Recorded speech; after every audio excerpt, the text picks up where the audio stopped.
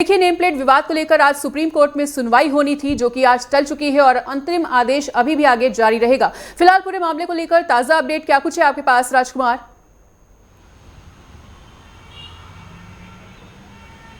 देखिए मनीषा, अगर इस मामले को बहुत सरल भाषा में समझा जाए तो सुप्रीम कोर्ट ने अपनी एक टिप्पणी करते हुए स्पष्ट तौर पर कहा है कि आप नेम प्लेट लगाने के लिए किसी को सरकार बाध्य नहीं कर सकती, लेकिन अगर कोई व्यक्ति स्वेच्छा से अपना नाम लिख कर अपनी जानकारी देना चाह रहा है तो उसको रोका भी नहीं जा सकता। तो स्वाभाविक तौर पर इसको एक तरह से हम ये मान सकते हैं कि एक उत्तर प्रदेश सरकार को जो सरकार का जो आदेश था, क्योंकि ये मुजफ्फरनगर से मसला शुरू हुआ और एक जानकारी देने के लिए मतलब लोगों को पता होना चाहिए कि वो किसके होटल पे जाके खाना खाना चाह रहे हैं, किसके पे नहीं खाना चाह रहे हैं। ये आदमी के मौलिक अधिकार है, क्योंकि इसमें अब आम लोगों ने भी पार्टिसिपेट करना शुरू कर दिया है। एक आम व्यक्ति ने एक कावड़िया जो कावड़ लेके आता है उसने भी अपनी याचिका दायर की और उसने अपने मौलिक अधिकार के तौर पर इसको बताया कि मेरा मौलिक अधिकार है, मैं ये जानना चाहता हूँ और ये मुझे जानकारी मिलनी चाहिए कि मैं जिस होटल पे जा रहा हूँ उसके बारे में पूरी जो जानकारी है वो एक आम आदमी को मिलनी चाहिए। तो स्वाभाविक तौर पर सरकार का जो निर्णय है, उस सरकार के निर्णय को सुप्रीम कोर्ट ने स्वाभाविक तौर पर ये जरूर कहा है कि भाई किसी को बाध्य मत कीजिए, लेकिन यदि स्वेच्छा से कोई व्यक्ति अपनी जानकारी देना चाहता है तो वो उसके लिए अधिकृत है। सुप्रीम कोर्ट ने वहीं क्योंकि 2 सप्ताह का समय उत्तराखंड सरकार ने मांगा था अपना हलफनामा दायर करने के लिए, लेकिन उन्हें 1 सप्ताह का समय दिया गया। अब 1 सप्ताह बाद इसमें क्या सुनवाई होती है ये देखना बड़ा दिलचस्प होगा, लेकिन ये जरूर तय है कि जो उत्तर प्रदेश सरकार ने जो निर्णय लिया था, उस सरकार का जो निर्णय है, उस सरकार के निर्णय के पक्ष में कहीं ना कहीं चीज़ें आती हुई दिख रही हैं, क्योंकि उत्तर प्रदेश सरकार चुनी हुई सरकार है और सरकार का जो निर्णय है वो एक तरह से ये मान के चले कि आम व्यक्ति विधायक चुनता है और विधायक वो मुख्यमंत्री को चुनते हैं और मुख्यमंत्री के बाद एक सरकार चलती है, उस सरकार का एक सिस्टम होता है। अगर इस सुप्रीम कोर्ट के निर्णय से थोड़ा इतर होकर भी मनीषा सोचें तो हम किस होटल पे खाना खाने के लिए जा रहे हैं, ये वहाँ के मालिक की जानकारी लेने का हक हर किसी व्यक्ति को है। ये मतलब एक तरह से फूड डिपार्टमेंट जो है वो एक जानकारी देने के लिए अधिकृत करता है कि उसके जो काउंटर है उस काउंटर पे एक जानकारी होनी चाहिए, क्योंकि कहीं पे अगर खाना खाने के लिए गए हैं तो वहाँ की जवाबदेही किस व्यक्ति की होगी। लेकिन इस मामले को जिस तरीके से पूरा राजनीतिक टूल एक देने का प्रयास किया गया और इसमें एक PIL दाखिल हुई, PIL दाखिल होने के बाद सुप्रीम कोर्ट तक जब ये मामला पहुँचा तो सुप्रीम कोर्ट ने भी स्वाभाविक तौर पर बाध्यता वाला जो शब्द है उसको ज़रूर स्पष्ट तौर पर कहा है कि यदि कोई व्यक्ति अपनी जानकारी देना चाहता है तो उसको अपना जानकारी दे सकता है, लेकिन किसी को बाध्य नहीं किया जा सकता। जी मनीषा। ठीक है, लखनऊ से हमारे साथ प्रमुख संवाददाता लालचंद भी जुड़े हुए हैं। लालचंद, अब इस पूरे मामले को लेकर यूपी सरकार किस तरह से आगे बढ़ रही है और सुप्रीम कोर्ट में जवाब दाखिल करने के लिए कौन कौन से तथ्य अब यूपी सरकार की तरफ से तैयार किए जा रहे हैं?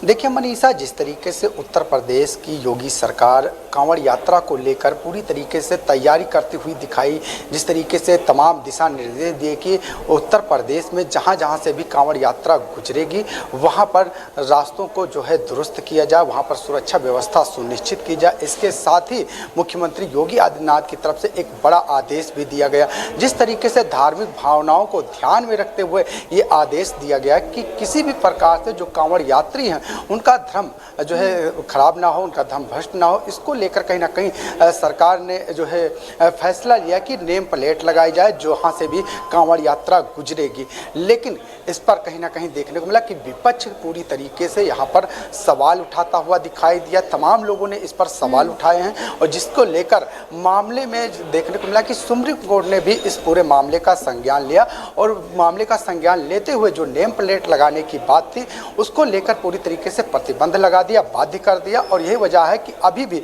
जो सुप्रीम कोर्ट का आज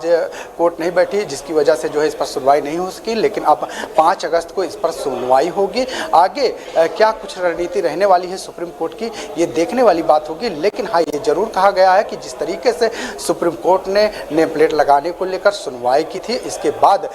2 सप्ताह का समय दिया गया था, चाहे वो उत्तर प्रदेश हो, चाहे मध्य प्रदेश हो और चाहे उत्तराखंड हो, जवाब देने का। लेकिन जिस तरीके से उत्तर प्रदेश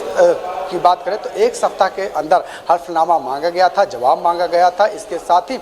मध्य प्रदेश की बात करें या उत्तराखंड की बात करें, यहाँ पर भी जो है जवाब मांगा गया है। क्या कुछ जवाब इन सरकारों के द्वारा दिया जाता है, ये देखने वाली बात होगी। लेकिन हाँ, उत्तर प्रदेश सरकार की बात करें तो कहीं ना कहीं धार्मिक भावनाओं को ध्यान में रखते हुए कहीं ना कहीं ये फैसला लिया गया कि जिस तरीके से बड़ी संख्या में उत्तर प्रदेश में कांवड़ यात्रा निकलती है, उनकी सुरक्षा को लेकर, उनके जो है धर्म को लेकर किसी प्रकार से जो है आहत ना हो, किसी प्रकार से जो खान पान होता है, जो उनका भोजन होता है, उसमें किसी प्रकार से जो है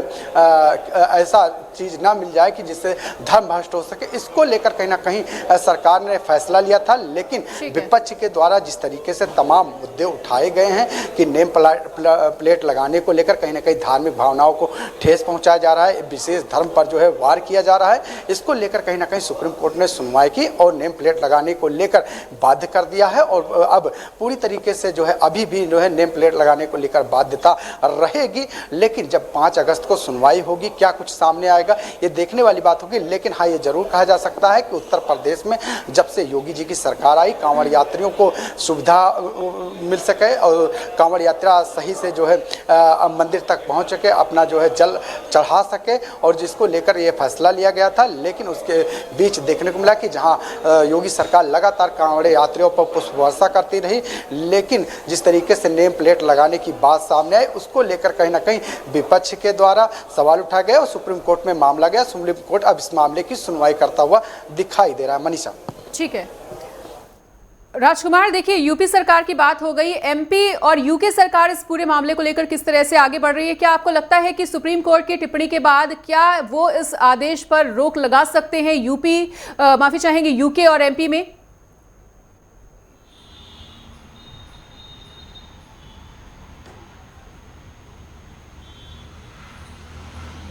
राजकुमार, क्या आप तक हमारी आवाज पहुंच पा रही है? जी, पूरे प्रकरण में ये मान के चले कि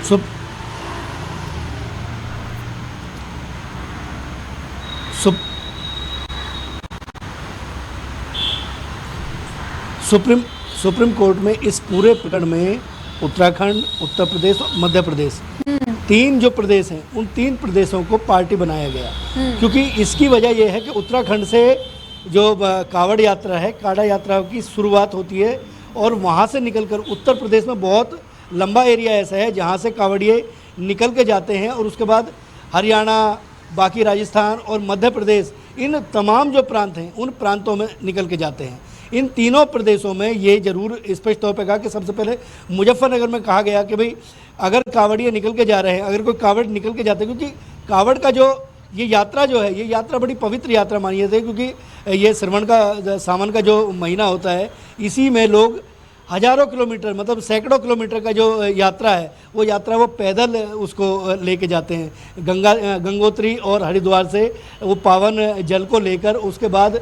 पैदल उसको लेके जाते हैं जल को। तो इस बात को बहुत दृष्टिगत रखते हुए ये धार्मिक सद्भाव लोगों के बीच में बना रहे, इसको बहुत बेहतर तरीके से बनाने के लिए उत्तर प्रदेश सरकार ने इसका निर्णय लिया। मुजफ्फरनगर एरिया जो है, मुजफ्फरनगर जो क्षेत्र है, वो बहुत क्षेत्र जो है, बहुत लंबा क्षेत्र ऐसा है जहाँ से कावड़िए निकलते हैं। वहाँ के एसएसपी ने इस बात को लेके, क्योंकि एक जो है ट्रांसपेरेंसी रहनी चाहिए, क्योंकि कानून व्यवस्था भी जो है वो बेहतर बनी रहे, क्योंकि कावड़ियों की जो संख्या है वो बहुत बड़ी संख्या होती है और कहीं जो कानून व्यवस्था है वो इससे उसमें कहीं कोई अनफानन ना पड़े, इस वजह से ये निर्णय लिया गया। और उसके बाद उत्तर प्रदेश ने फिर इसको, जो कावड़ यात्रा है पूरे उत्तर प्रदेश में, इस बात को लिया कि भाई कावड़ यात्रा जो है, जो कावड़ का यात्रा में मार्ग है, उस मार्ग में जो होटल हैं वो होटल अपनी जानकारी दें। इस मामले को एक एनजीओ जो है वो सुप्रीम कोर्ट तक आ गया, सुप्रीम कोर्ट में इसकी लगातार निरंतर सुनवाई है। तो उत्तर प्रदेश के अलावा उत्तराखंड और राजस्थान, मध्य प्रदेश, ये तीनों प्रदेशों के जो वकील हैं, उन वकीलों ने अपना पक्ष रखा। उत्तर प्रदेश सरकार का जो पक्ष था उसको सुप्रीम कोर्ट ने स्पष्ट तौर पर कहा कि